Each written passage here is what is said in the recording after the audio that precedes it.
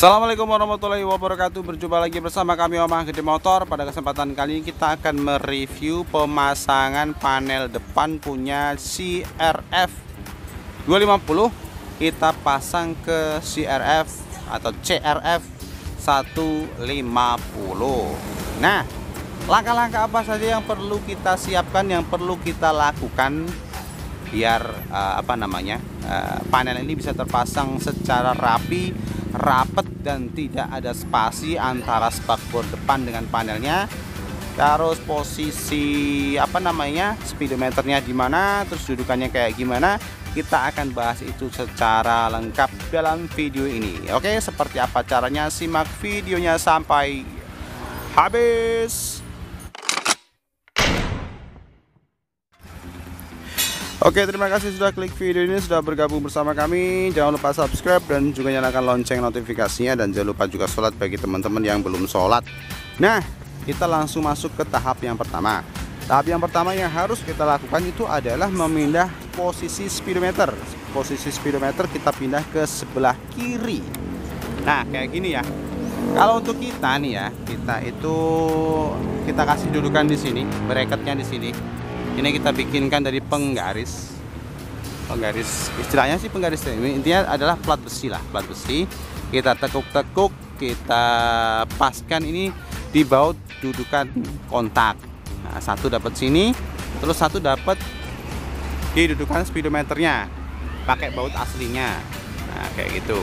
Kemudian dudukan yang kedua itu adalah di sebelah kirinya lagi, yaitu satu kita baut di sini.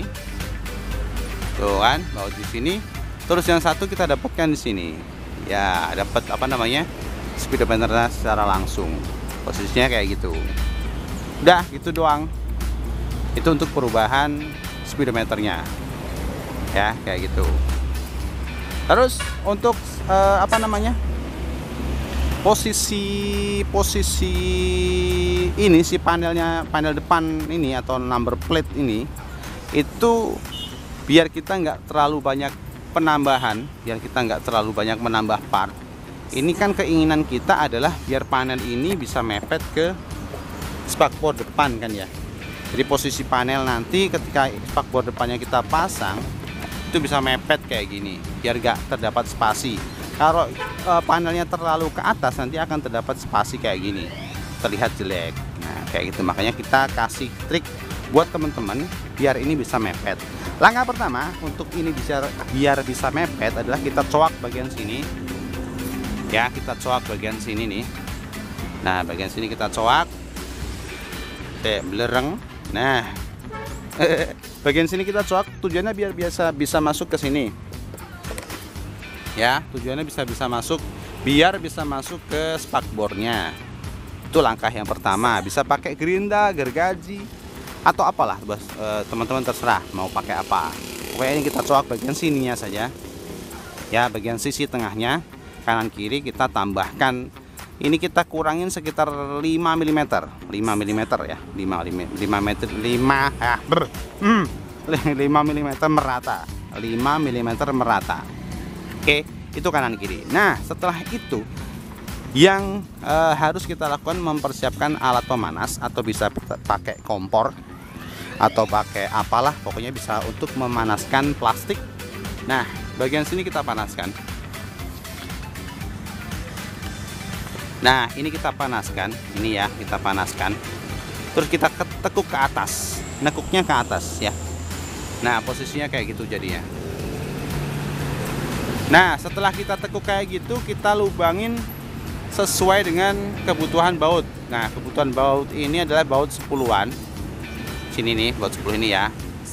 Makanya kita bor dengan ukuran 6 mm kanan kiri. Oke, kita bor kanan kiri 6 mm.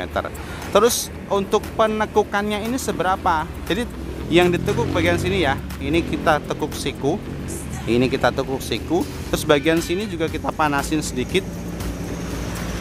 Tuh, bagian sininya itu juga kita panasin sedikit.